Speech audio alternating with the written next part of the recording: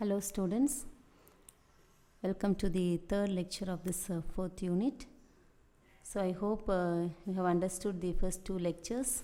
So yesterday we have seen about environmental ethics, resettlement, rehabilitation. Then we have seen about climate change, what is global warming and what is acid rain. Hope you have understood it. And for today's topic, we are going to deal with ozone layer depletion, nuclear accidents and holocaust, wasteland reclamation, consumerism and waste products. So the first one is ozone layer depletion. Ozone layer depletion, it is otherwise known as ozone hole. So as we know that ozone, it is a gas found throughout the atmosphere and it is concentrated in the stratosphere. So there are different levels in the atmosphere: troposphere, stratosphere, lithosphere and so on. So in the stratosphere, ozone gas will be concentrated. So stratosphere is the layer which is above the sea level, 10 to 50 kilometers above the sea level. So that layer is known as ozone layer, and from the picture you can see the ozone layer, and partial ozone layer, it is being disturbed. So that particular layer, it is known as ozone hole. So it is not a hole. Ozone hole means it actually doesn't mean that it is a hole, but it is a thinning of that layer will take place. See, if you take an old cloth, you can see the difference between a new cloth and very old cloth. So old cloth, it will be thinned. So that layer, that type of layer, it is known as ozone hole. See, now what is the importance of this ozone layer? Why ozone layer is needed? So without the ozone layer, life on Earth's surface would not be possible. So we cannot live in this Earth without this ozone layer, because the main thing is ozone layer, it protects us from the damaging UV radiation of the sun. We know that from the sun, ultraviolet radiation reaches the Earth's surface. So ultraviolet radiation, it is very harmful to life on this Earth's surface. So this ozone layer, it protects us from the damaging ultraviolet radiation of the sun. So especially it filters UVB radiation, which is very damaging to life on this Earth. Now when we see recent evidences shows that certain parts of the ozone layer are becoming thinner and ozone holes have developed. So studies show that in many places of the layer, it is being thinned and ozone holes have been developed. So consequence of any thinning of the layer means more UV, ultraviolet B radiation reaches the Earth's surface. So this ultraviolet B radiation, it affects DNA molecules, causing damage to the outer surface of plants as well as animals. So plants and animals also gets damaged because the DNA molecules are being damaged. In human beings, it causes skin cancer as well as eye disease. Nowadays, cancer is being very prevalent all over the world. So one of the reason is due to the reaching of UV radiation from the sun to the earth. Now, how this ozone is formed? We should know how ozone is formed. The formula for ozone is O3. So ozone, it is formed in the stratosphere by photochemical reaction. So oxygen molecules, it absorbs light radiation, and molecular oxygen will be converted to atomic oxygen. So oxygen plus H nu, light energy, gives atomic oxygen, 2 molecules of atomic oxygen. Now this atomic oxygen, it will be reacting with molecular oxygen again to form ozone. So here in this equation you can see atomic oxygen plus molecular oxygen plus a third body, that is denoted as M. So it can be nitrogen. So this will be forming O3 plus the third body. So third body will be given out. So molecular oxygen and atomic oxygen combines together to form ozone. So ozone thus formed, it will be distributed in the stratosphere layer and it will be absorbing the harmful UV radiations. So this is how ozone is formed. Oxygen molecular oxygen will be converted to atomic oxygen. Now again this atomic oxygen will be reacting with molecular oxygen in the presence of a third body to form ozone. So this is how ozone is being formed. Now what is the how this ozone hole is formed? What is the mechanism of ozone layer depletion? So this was found out in the year 1970. So from that time onwards, thinning of ozone layer began. So it was found that ozone layer was attacked by CFC, chlorofluorocarbons. So from 1970 onwards, the usage of refrigerator, AC, air conditioning, everything increased. So all these things contains chlorofluorocarbon.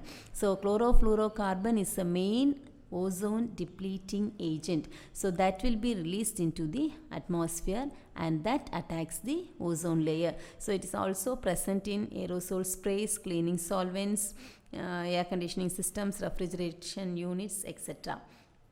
Now this chlorofluorocarbon, it will be releasing chlorine which breaks ozone into oxygen. So we should know how this ozone layer is depleted. It's very important. So chlorofluorocarbon, it will release chlorine. So coming to the equation part, see chlorofluorocarbon is CF2Cl2. This combines with light or dissociation takes place and chlorine is formed in the first equation. So it forms chlorine plus CF2Cl. Now this CF2Cl again reacts with oxygen to form CF2O and ClO. Now these two equations I think have understood. Chlorofluorocarbon, it undergoes photochemical reaction to form chlorine and CF2Cl. The CF2Cl again combines with oxygen to form CF2O and ClO. Now the chlorine from the first reaction, it combines with the ozone layer again to form ClO and O2. I hope you have understood this third equation.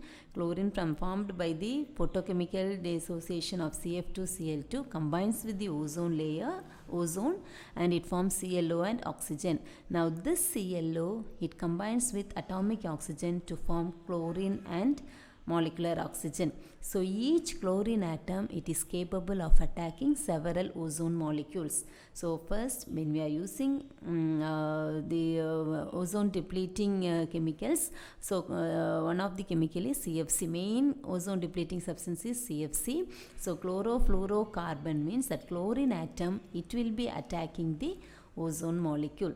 So 1% loss of ozone results in 2% increase in UV rays reaching the Earth's surface. So if there is a small hole, or 1% means double the time UV radiations will be reaching the Earth's surface. So we should know how harmful is this UV radiation, and a small disturbance in the ozone layer means then so much amount of ultraviolet radiation will be reaching the Earth's surface. Now apart from CFC, we can see what are the ozone depleting substances. So mainly it consists of chlorine or bromine atom which are extremely reactive while they are in the free state. So we should know that in the free state, chlorine or bromine, it is very highly reactive. So the following gases are accumulated in the atmosphere and found to be instruments in ozone depletion. So இந்த ஓசோனுக்கு உங்களுக்கு நல்லா புரிஞ்சுக்கணும். Main thing வந்து chlorine ஆட்டம் தான். அந்த equation உங்களுக்கு புரிஞ்சிருக்கும். So chlorine வந்து என்ன ஆகுது, ஓசோனோட ரியாக்ட் ஆகிறனால it forms ClO and O2. So இந்த ClO என்ன பண்ணுது, அட்டாமிக் ஆக்சிஜனோட சேர்ந்து தான் நமக்கு chlorine and oxygen. So chlorine production அதிகமாகிட்டே வருது. ஸோ குளோரின் ஃபஸ்ட் ரியாக்ஷன் உங்களுக்கு குளோரின் கிடைக்குது, அடுத்ததும் குளோரின் கிடைக்குது. ஸோ ஒவ்வொரு குளோரினும் it will be attacking the ozone molecule. So 1% ozone லேயரில் வந்து உங்களுக்கு ஏதாவது டேமேஜ் இருந்துச்சுன்னா double the time UV radiation இங்கே வரும். ஸோ குளோரோஃப்ளூரோகார்பன் மட்டும் இல்லாமல் புரோமின் ஆட்டம், அட்டாமிக் ஃப்ரீ ஸ்டேட்டில் இருக்கக்கூடிய புரோமின் அல்லது குளோரின் ஆட்டம்ஸ் வந்து ரொம்ப ரியாக்டிவாக இருக்கும். So they will be attacking the ozone layer. So one is first one depleting substance, ozone depleting substance is chlorofluorocarbon. So it is present in refrigerators. And then it is also present as a propellant in aerosol spray cans. So aerosol spray also contains chlorofluorocarbon. Then another one is hydrochlorofluorocarbon. It is present in refrigerants as well as in bowling agents. Hydrochlorofluorocarbon, HCFC. And the next one is bromofluorocarbon, BFC. So that is present in fire extinguishers. So these are the main chemicals. CFC, chlorofluorocarbon, then HCFC, hydrochlorofluorocarbon, then BFC, bromofluorocarbons. Now the other chemicals are also there, certain halogen compounds. So you know that chlorine, bromine, fluorine and iodine. So these are the halogen items. So halogen compounds, so they are the potential ozone destroyers, and they are 10 times more powerful than CFCs. So sometimes the atmospheric SO2 is converted into sulfuric acid, which also increases the rate of ozone depletion. So we have seen that acid rain. So acid rain also affects ozone layer because it contains sulfuric acid. So atmospheric sulfur dioxide is present in the atmosphere due to the release of oxides of sulfur and nitrogen in the atmosphere by industries and factories. So that also will react with water, it will be converted to sulfuric acid. So sulfuric acid also increases the rate of ozone depletion. So I think you are having a clear understanding about the ozone depleting substances. Now we can see what are the consequences or what are the effects of ozone layer depletion, or what are the environmental effects of ozone layer depletion. So first one is human health will be affected. You should know that if ozone layer is depleted, human beings will be affected, plants will be affected, animals will be affected, materials also will be, buildings, materials, everything will be affected. The whole life, living as well as non-living things also will be affected due to this ozone layer depletion. So first thing is effect on human health. How human health is affected? So the first thing is it produces skin cancer, because the UV rays, it damages the genetic material in the skin cells, which results in skin cancer. So you might have seen many patients with skin cancer. So during daytime they will not come outside because irritation will be there, their skin will be hardened, it will be black in color, so they cannot come outside. So that is due to the damage caused by ozone layer depletion. UV rays will be entering the earth's surface. And the second one is for fair-skinned people, long exposure to high-level UV rays increases the risk of non-melanin skin cancer. See, if the people are very fair, then the melanin pigment is less. So that type of people, when they are exposed to high level of UV radiation for a long time, it increases the risk of non-melanin skin cancer. The next one is prolonged exposure to UV rays leads to slow blindness called actinic keratitis. So this could also lead to cataracts, kanpurai. So we all know this one. Previously, only after the age of 60 or 70, people used to get this cataract problem. But nowadays, even at the age of 45, 50 and all, people go for this cataract surgery. So this is one of the effect caused by ozone layer depletion. Then next one is exposure to UV rays can suppress the immune responses. Our immunity will be suppressed. Immunity korayum. It reduces human resistivity leading to cancer, allergies and other infectious disease. So if the immune power is less, immunity present in human body decreases, then all types of diseases will come. So mainly here cancer will be prevalent, then allergies and other infectious disease will easily attack the less immune persons. I think you have understood. The next one is effect on aquatic systems. So it affects aquatic forms such as phytoplankton, fish, larval crabs, etc. All these things, the aquatic system, water body items also will be affected. Then phytoplankton, see phytoplankton and zooplankton already I have seen in I think so in biodiversity lesson. So phytoplanktons, it consumes large amount of carbon dioxide. So decrease in the population of phytoplankton could have more amount of CO2 in the atmosphere, which contributes to global warming. Yesterday you have seen this one. Global warming can be reduced by increasing photosynthetic algae. So that is one type of phytoplankton. So this phytoplankton, if it is present, it will be absorbing the carbon dioxide from the atmosphere. So the carbon dioxide content in the atmosphere will be reduced. But this aquatic system, if it is affected by ozone layer depletion, then phytoplankton population will be less. Hence, more amount of CO2 will be in the atmosphere. That results in global warming. I think I have understood this one. நேற்றுக்கே நம்ம பார்த்தோம் phyto plankton இருந்துச்சுன்னா photosynthetic algae இதெல்லாம் இருந்துச்சுன்னா carbon di oxide அட்மாஸ்ஃபியரில் இருக்கிறத அதை absorb பண்ணிக்கும். அப்படி பண்ணிச்சுன்னா என்னாகும், நமக்கு கார்பன் டை ஆக்சைடு கண்டென்ட் அட்மாஸ்ஃபியரில் குறையும். அப்போ குளோபல் வார்மிங் ரெடியூஸ் ஆகும். ஆனால் இந்த ஓசோன் லேயர் டிப்ளீஷன் இருந்துச்சுன்னா யூவி ரேடியேஷன் எர்த்துக்கு வரனால அக்வாட்டிக் ஆர்கானிசம்ஸ் ஃபைட்டோபிளாங்க்டனுடைய பாப்புலேஷன்லாம் குறைஞ்சிரும். அது வந்து டிக்ரீஸ் ஆகிட்டா இட் வில் கில் ஃபைட்டோபிளாங்க்டன்ஸ். அப்போ என்னாகும், ஃபைட்டோபிளாங்க்டனுடைய எண்ணிக்கை நமக்கு குறையிறப்ப கார்பன் டை ஆக்சைடு அப்சார்ப்ஷன் கம்மியாகும். அப்போ அட்மாஸ்ஃபியரில் நிறைய கார்பன் டை ஆக்சைடு இருக்கும். ஸோ ஃபைனலாக அது என்ன கொண்டு போய் விடணும், it leads to global warming. I hope you have understood. Then the next one is effect on materials. So materials, buildings, so that will be also affected. So in the building, if it is painted, paints will be degraded. It affects plastics and other polymeric material, which results in economic loss due to the effects of UV radiation.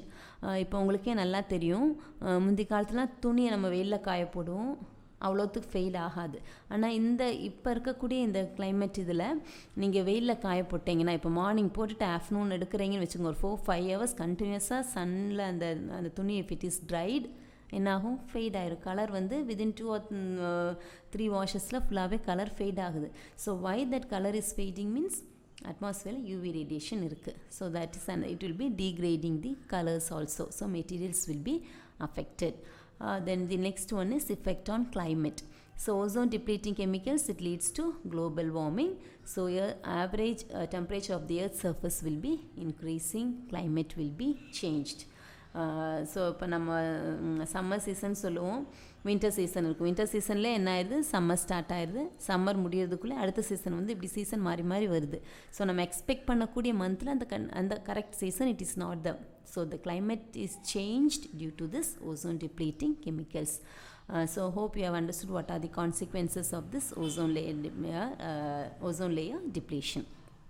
And the next one is how to control this ozone layer depletion. So mainly ozone depleting chemicals are generated by human beings.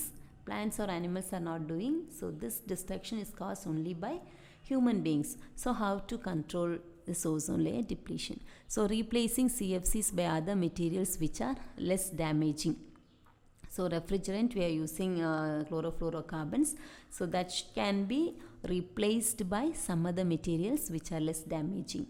Then second one, we can use methyl bromide, which is a crop fumigant, and it should be also controlled. Use of methyl bromide, so that also should be controlled.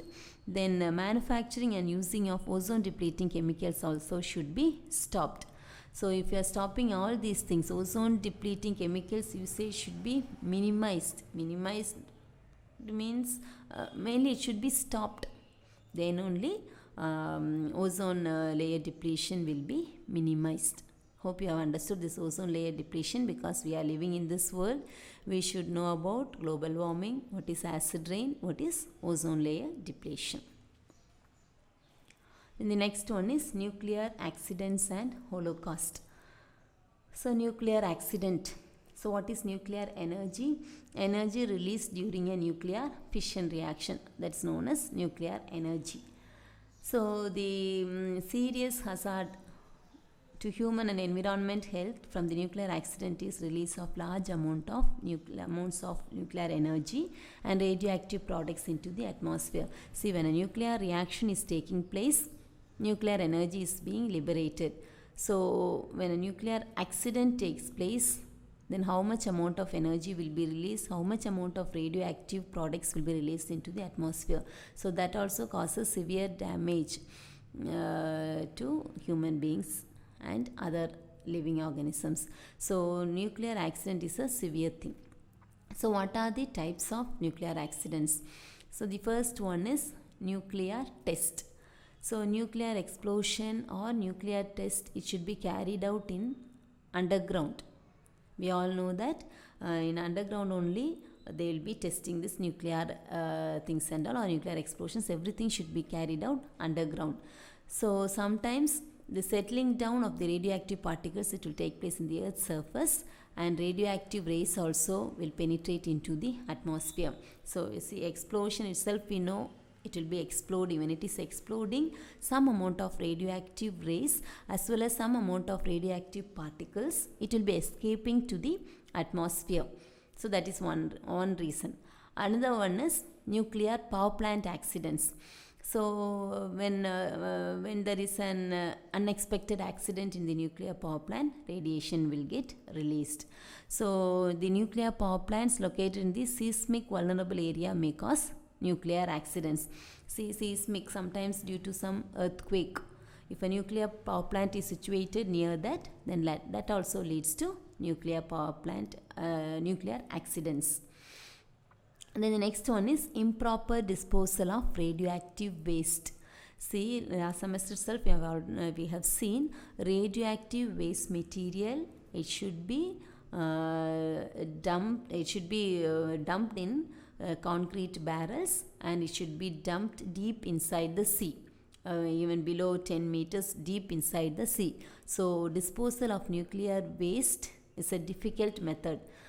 We cannot dispose radioactive waste as we are disposing other waste materials into the atmosphere. So it should be stored in drums, and it should be buried deep inside the sea. So think of the drums, iron materials. So when it is fully underwater, sometimes it can rust, and sometimes there may be leakage of radioactive materials. So it can leakage into water, or sometimes land and air, everything will be polluted. So this is very difficult thing, disposal of radioactive waste. Radioactive waste நம்ம சாதாரண இந்த வேஸ்ட்டை கொண்டு குப்பையில் போடுற மாதிரி போட முடியாது. அதை வந்து நல்லா கான்க்ரீட் பேரல்ஸில் வச்சு நல்லா அதை பேக் பண்ணி சீக்கு அடியில் டீப்பாக தான் அதை வந்து பரி பண்ணும். ஸோ ஒருவேளை அப்படி பண்ணுறப்ப ரொம்ப வருஷம் ஆகிறப்ப அது ரஸ்ட் ஆகக்கூடிய சான்ஸ் இருக்குது. ரஸ்ட் ஆச்சுன்னா என்ன, கண்டினியூஸ் ரஸ்டிங் இருந்துச்சுன்னா இடையில ஒரு சின்ன ஹோல் இருந்தாலும் அந்த ரேடியோ ஆக்டிவ் ரேஸ் எல்லாம் ஈஸியாக வந்து என்ன ஆகும், லீக் ஆகி அது நம்ம air, land and water will be affected. அடுத்த ஒரு இது வந்து next one is accident during transport. So core meltdown is the major accident at a nuclear power plant. See, sometimes temperature may increase. So due to the increase of this temperature, the melting process will take place. So core meltdown or nuclear melting, it is a very major accident. So we have seen what are the ways in which nuclear radiation comes to the Earth's surface. Now we should know what are the effects of this nuclear radiation. If at all radiation or the radioactive rays comes into the atmosphere, what are the effects? So first thing is, this radiation, it breaks chemical bonds such as DNA in cells, which may be instantaneous, prolonged or delayed types. It may even carry to future generation.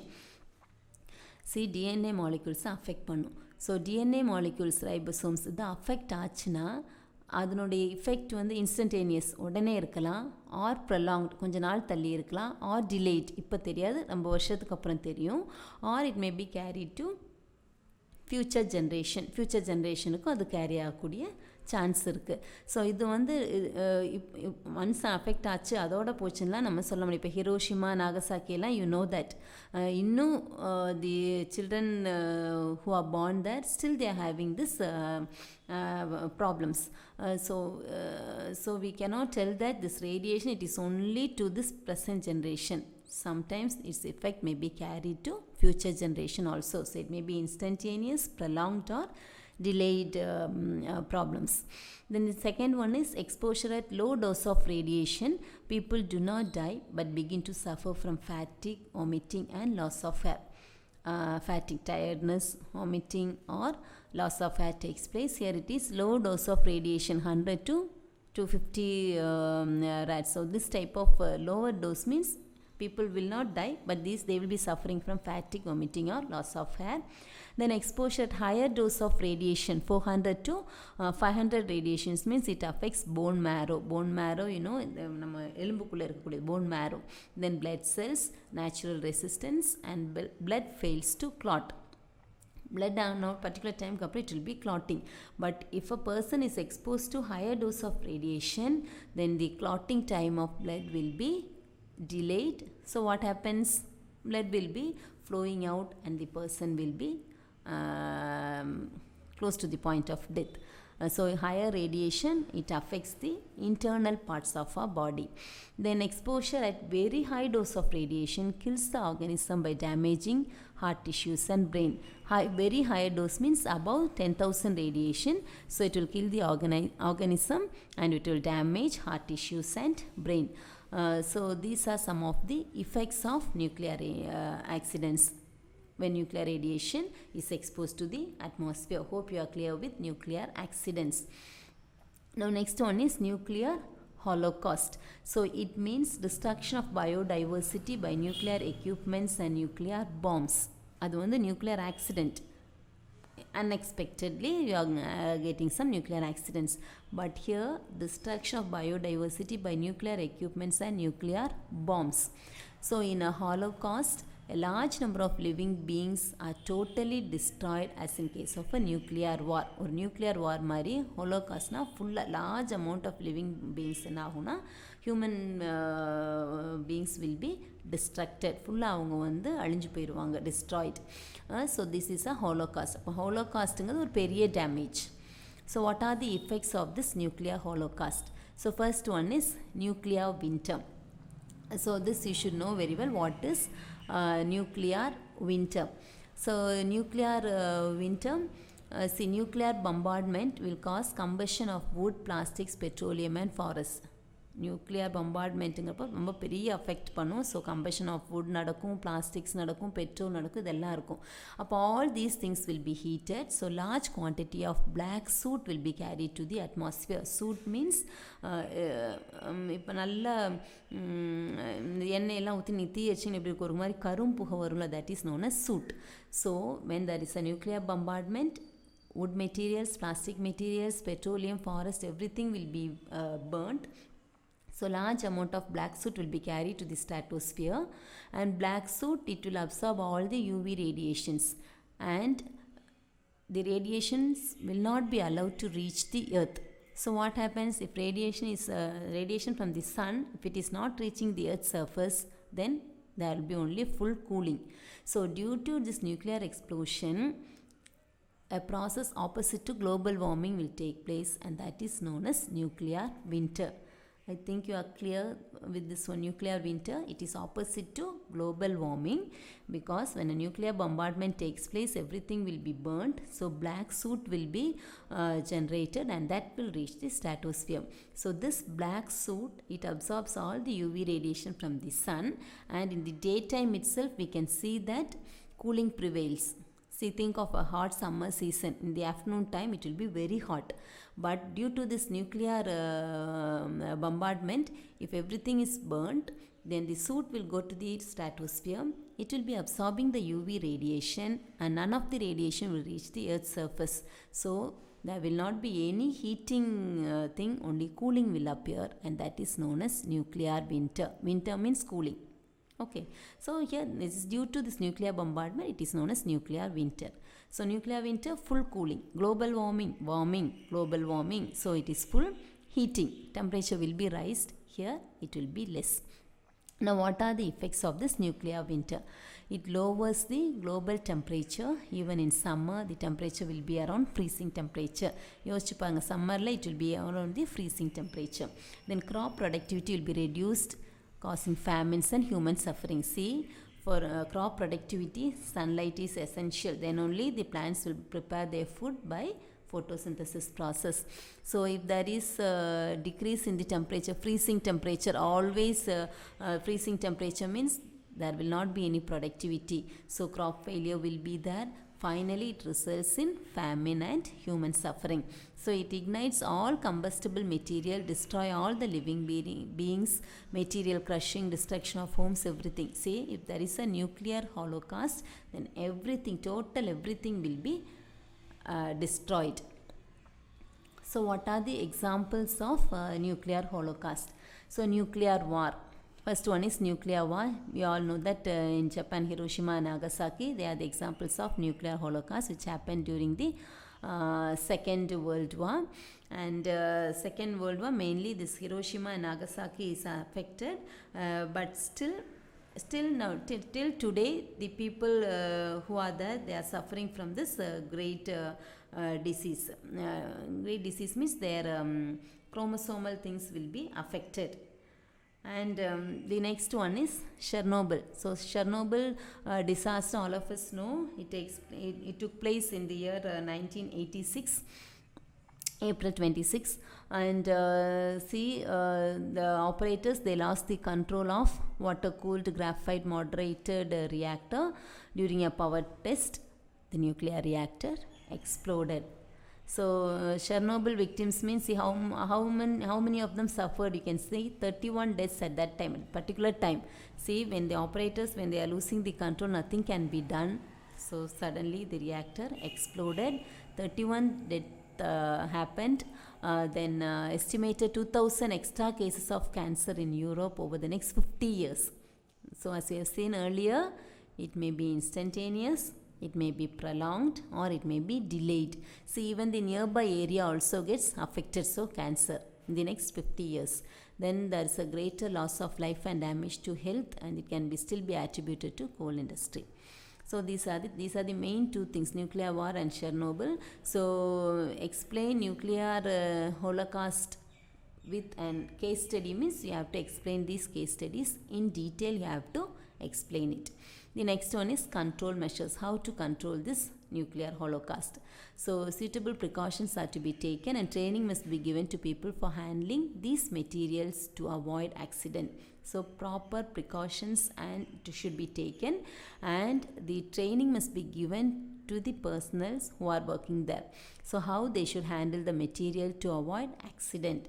So if they are careless even for a small second, then heavy accident will take place. Then constant monitoring of the radiation level has to be carried out. The radiation level has to be constantly monitored.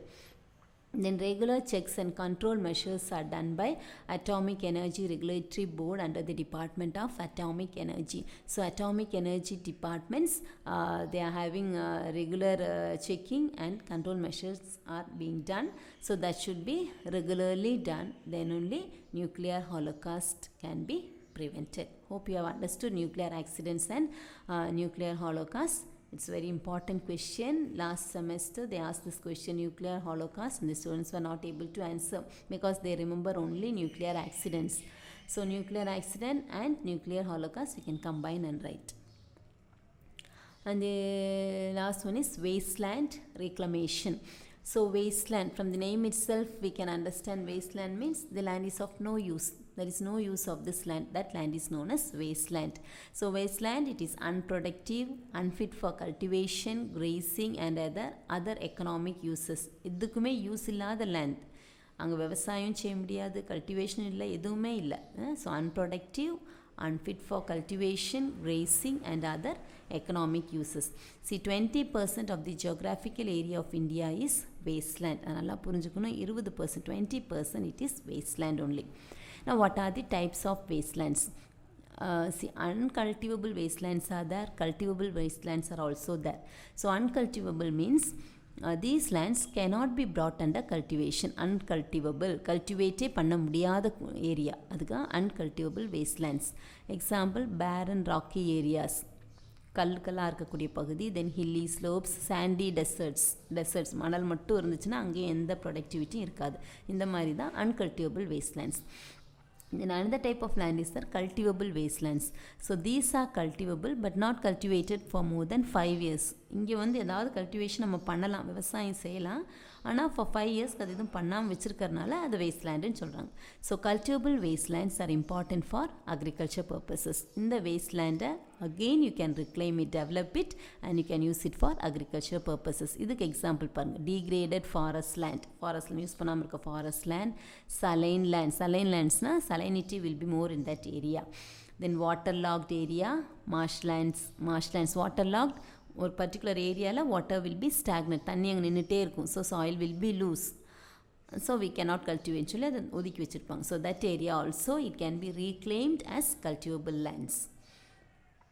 Now what are the causes of this wasteland formation? Wasteland formation உடைய causes என்ன? So first one is soil erosion. Then second one is deforestation, overgrazing, waterlogging, salinity. இது எல்லாமே it leads to wasteland formation. Soil erosion, all of you know, deforestation, eroding of soil, washing away of the soil. Then deforestation, cutting of trees or removal of trees. Overgrazing, the animals will be grazing till the end so that it will not regrow. Then waterlogging, water stagnant in a particular area for a longer time. Salinity, so when the water is stagnant, daily evaporation will take place, and finally salt will be deposited. That salt will be entering inside the land and makes it as a saline soil. Then the next one is increasing demand for firewood and excessive use of pesticides. So firewood, there's a demand for firewood and pesticides are extensively used. So if you use excessive pesticides, then that particular area will become a wasteland. Cultivation will not be there because harmful chemicals are present in the pesticides. Then developmental activities like construction of dams and power projects have caused considerable damage to land due to waterlogging.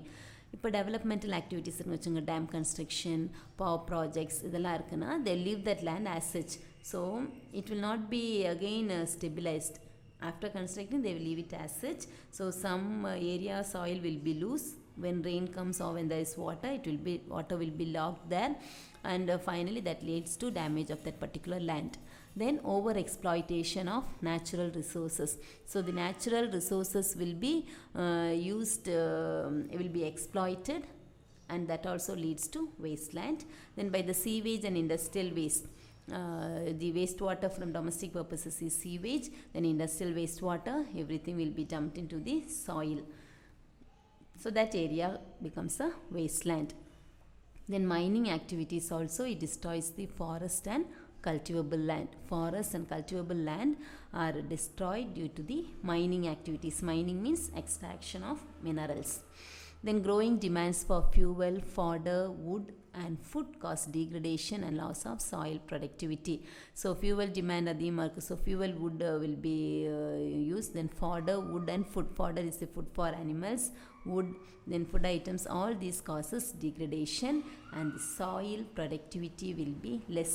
So that particular area, it is designated, it is called as wasteland. So these are the reasons how wasteland is formed, mainly due to soil erosion, deforestation, overgrazing, waterlogging, salinity. Then developmental activities, over exploitation of resources, excessive use of pesticides, sewage and industrial waste, mining activities, then the growing demands for wood and food, then fodder, fuel, etc. All these things, they cause degradation of the particular land, and there will be lesser productivity, and finally that is known as the wasteland. Now what are the objectives or what are the need for this wasteland reclamation?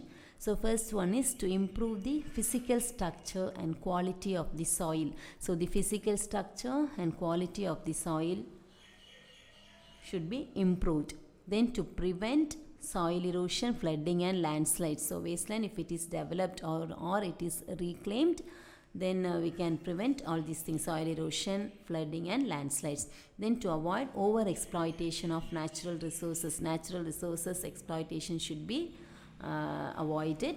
Then the availability of good quality of water for agriculture purposes and industrial operations. For industrial purpose and agriculture purpose, we have to use good quality of water, then the land will be reclaimed. Then we have to conserve the biological resources and natural ecosystem. So God has given a good ecosystem, and we have to conserve that ecosystem and the resources. Then to provide a source of income to the rural poor people. See, many people are poor in the rural areas, they have no income. So if we are reclaiming the wasteland, and if we are cultivating that wasteland, then it will be an income for the poor people. Then fuel, fodder and timber can be supplied for local use in that particular area. It can be used by people. Then what are the methods of wasteland reclamation, or it is known as integrated wasteland development program. So first one is drainage. So excess amount of water is removed by artificial drainage. So this takes place in the waterlogging areas. So waterlogging soil, the water can be drained off. So in waterlogged areas, excess water can be removed. Then second one is leaching. Leaching means the removal of salt from the salt affected soil, saline soil, by applying excess amount of water. If excess amount of water is added, salt can be removed. Then leaching is also done by dividing the field in small plots. So a particular large area, it is divided into small plots, and water is added, and it will be removing the salt. So 90% of soluble salts can be removed by this method. So leaching process. Then the next one is irrigation practices. So high frequency irrigation with controlled amount of water helps to maintain better availability in the land. So high frequency irrigation can be done to maintain water facility in the land. Then the next one is application of green manure and biofertilizers. So for saline soils, if you are applying green manure and biofertilizers, then the land can be reclaimed. And the next one is application of gypsum. So soil sodicity can be reduced with gypsum. Gypsum is calcium sulfate. So the salinity can be, that is calcium present in gypsum, it replaces sodium from the exchangeable sites. So salinity is due to sodium chloride. When you add gypsum, calcium will be replacing sodium. So it converts the clay back into calcium clay. So this is the process of application of gypsum. The next one is afforestation programs.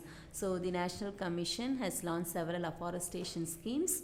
The National Development Board also, they have decided to bring 5 million hectares of wasteland annually for firewood and fodder plantation.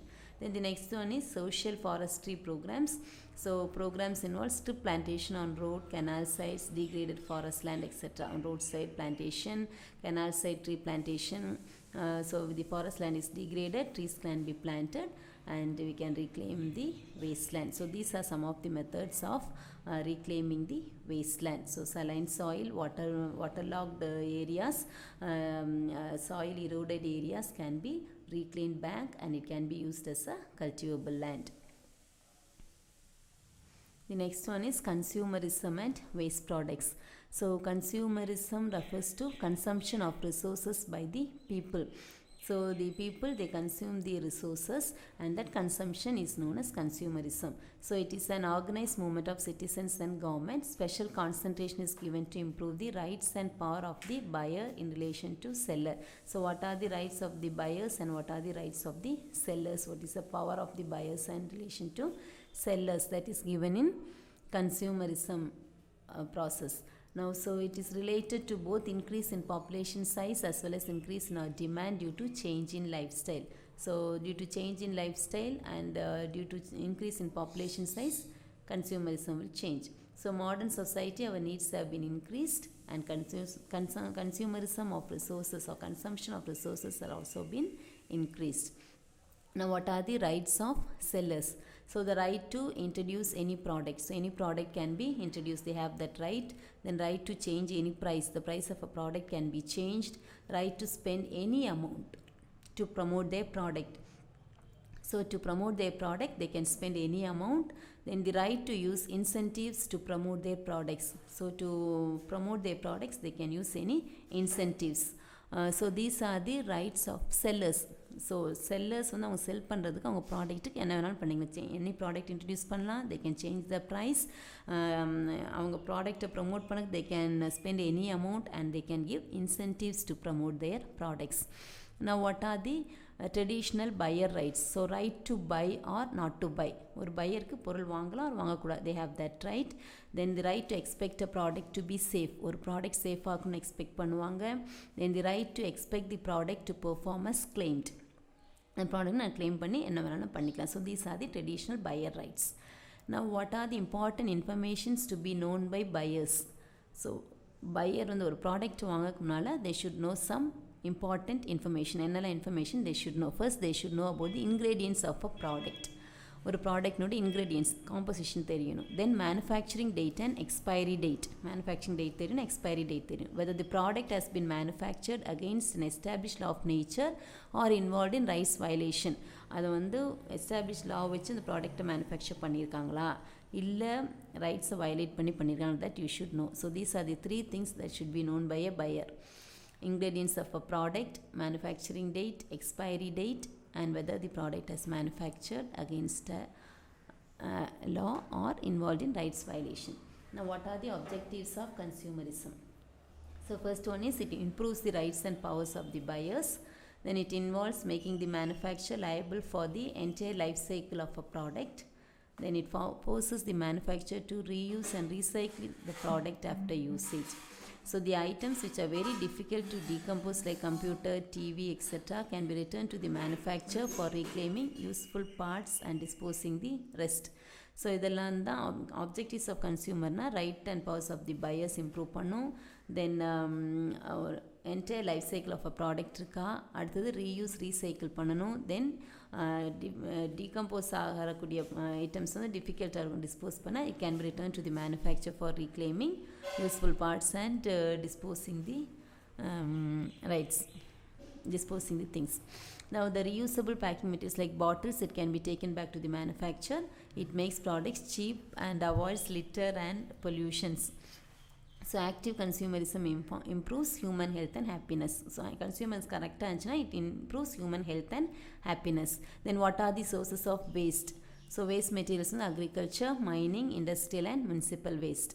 Example waste products: glass, paper, garbage, plastic, soft drink cans, metals, food waste, automobile waste, construction factory waste. All these are example for waste products. Now e-waste means electronic and electrical waste. So computer, printer, mobile phone, Xerox machine, calculator, etc. these come under e-waste. Idella vandu e-waste. What are the effects of this waste? So waste released from chemical industries and from explosives are dangerous. In the waste ellame it is dangerous to human life. Then dumped waste degrade the soil and make unfit for irrigation. So what are the sources we have seen? Waste, it is dangerous to human life, and the dumped waste, it will be degrading the soil and making it unfit for irrigation. Now e-waste, it contains more than 1000 chemicals, and these chemicals are toxic and it causes environmental pollution. Then plastic, it is difficult to recycle and incinerate safely because they are non-biodegradable, and their combustion produces several toxic gases. We all know that plastics, they are non-biodegradable. So when it is burnt, it produces dioxins. So toxic gases are being liberated to the atmosphere. These are the effects. Now what are the factors affecting consumerism and generation of waste? First one is overpopulation of people. So when there are more people, this consumerism comes when the availability of food and water are less but the population is more. So overpopulation. Then second one is this overpopulation, it causes degradation of resources, poverty and premature death. So this situation occurs in LDC countries, less developed countries.